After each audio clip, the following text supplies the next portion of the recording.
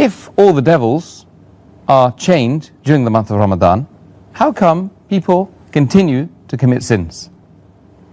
And I do agree with you, this is a common question. And I remember several years back when I was in school and when I heard this hadith that the devils are chained in the month of Ramadan, immediately the question that came to my mind, and the question that comes to many Muslims' mind and many non-Muslims, is that if the devils are chained, then how do human beings yet commit sins? This question is based on the hadith of Muhammad sallallahu alaihi wasallam, which I mentioned earlier, a Sahih hadith of Musnad Ahmad, volume number 2, page number 230, hadith number 7148, which is also repeated in Sunan Nisa'i, chapter number 5, hadith number 2106, where the beloved Prophet said that, O ye people, the blessed month of Ramadan is approaching, and Allah has ordained for you that you fast in this month. And the gates of heaven will be open in this month, and the gates of hell will be closed. And the devils will be chained. In this month is a night which is better than 1,000 months. And a person who is deprived of the blessing in this month is truly a deprived person. Now when we get this hadith, it clearly mentions that in this month of Ramadan, the devils will be chained. And it's a logical question. If devils are chained, then how do human beings yet commit sins? To make the people understand, we have to realize that when the devils are chained, it does not mean that the devils are slain. They have been killed. They are yet present, but they are chained. They are not killed. The power is yet there, but it is diminished. For a better understanding, I would like to give you an example that when there is a lion or a tiger who is free, there are high chances that he may kill you. Your life is in danger. But the moment that tiger or that lion is chained, you are safe. You are safe as long as you maintain a safe distance. After the tiger has been chained, if you come too close to him, there are chances yet you can be killed. So as long as you maintain that distance from the tiger who is chained, you are safe. Similarly, in the month of Ramadan, if you maintain a safe distance from the Satan, you will be saved.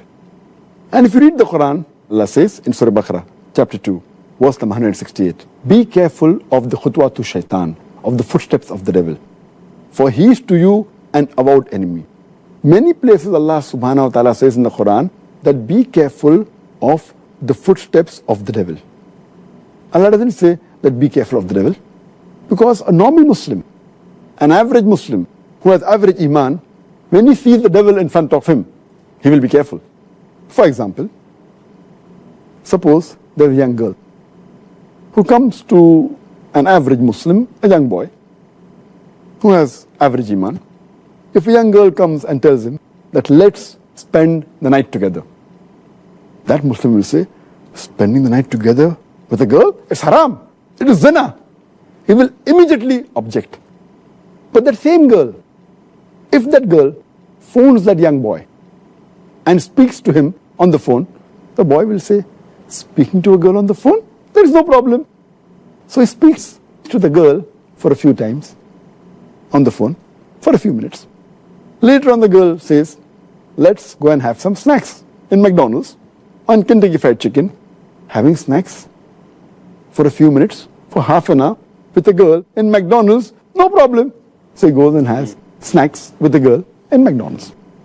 Later on the girl says, why not have dinner in a restaurant? Having dinner with a girl in a restaurant for a couple of hours, no problem. Then the girl says, why not spend the night together? And then the boy says, spending the night together with a girl, no problem. So this is khutwatu shaitan, footsteps of the devil. This is not mentioned in the Quran, this is just my own example. So what Allah warns us is that be careful of the khutwatu shaitan, the footsteps of the devil. If the devil comes directly in front of an average Muslim who has iman, he will abstain. He will run away from it. But the khutwatu shaitan are the things which are dangerous. So, what we have to realize, when the devil is chained, his footsteps are restricted. So many of the sins are prevented. But if we go close to him, then the chances that we'll be overtaken by the devil and commit a sin are very high. So what we have to be careful, that in Ramadan, if we keep the distance, then the chance of committing sin is less. But if we go close to the Satan, even though he's chained, like how a tiger can walk even after he's chained, same the devil. So this is my understanding. And the beloved Prophet said, the devils are chained, the devil can yet move. But less distance, so if we keep the distance, we'll be safe. The second reason that I feel is that in the month of Ramadan, though the devils are chained, we fail to realize that the balance 11 months, they are free. And the impact that the devil has on the human beings for these 11 months, it leaves those impact, that impression in the month of Ramadan.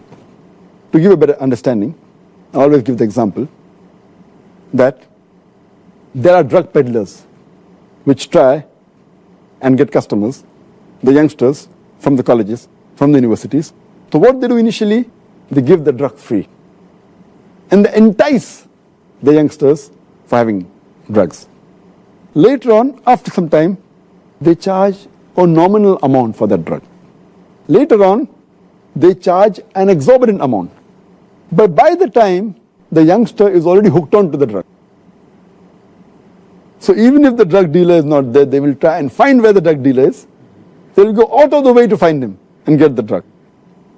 And many of them, even if the drug peddler, the drug dealer, is imprisoned by the law, they will go out of the way to find someone else. They may go in a chemist shop and buy Mandrix, whatever it is. They are so much hooked on to it. So these people who have become addicts to drugs, or rather say addicted to the Satan, even though the Satan is imprisoned, the effect is yet there. So in this way we understand, as a drug dealer, as a drug peddler, even after he goes, the drug addict gets accustomed to that drug. So we human beings, we are accustomed to the sin. And even though the Satan is imprisoned, we keep on committing these mistakes. But mainly those people who have become addicts fall in this category. So those who do major sin fall in this category. But the normal Muslims, the average Muslims who haven't become addicted, it's easy for them to stay away from sin. And the third reason that I give is that though there are some scholars who say that in this month of Ramadan, the strong devils, the marids, they're imprisoned. The smaller ones are free. So they keep on committing mistakes. But according to my understanding, the third reason is that though the devils are chained by Allah subhanahu wa ta'ala, they can yet whisper. And one of the ways the devils try and get the human beings close to them is by whispering. And Allah says in the Quran, in Surah Nas, chapter number 114, verse number 1 to 6, قُلْ أَعُوذُ بِرَبِّ النَّاسِ مَلِكِ النَّاسِ إِلَهِ النَّاسِ مِنْ شَرِّ الْوَسْوَاسِ الْخَنَّاسِ الَّذِي يُوَسْوِسُ فِي صُدُورِ النَّاسِ مِنَ الْجِنَّةِ وَالنَّاسِ. They whisper in the hearts of the human beings and they withdraw. Amongst them, the jinn and men. It's talking about the Satans, talking about the devils, who whisper into the hearts of the human being and they withdraw. And among these devils are the jinn and the human beings. So maybe Allah subhanahu wa ta'ala has imprisoned the devils who are the jinn. But the human beings, we are yet free. So one category of devils, that the jinns have been imprisoned, but the Satans are even amongst the men. That's what Allah says. Who are yet free. And yet we have to be careful of the whisper of the devil. The waswasa. This waswasa mainly is the thing that attracts towards the sin. The sins they had committed, but the chances are less.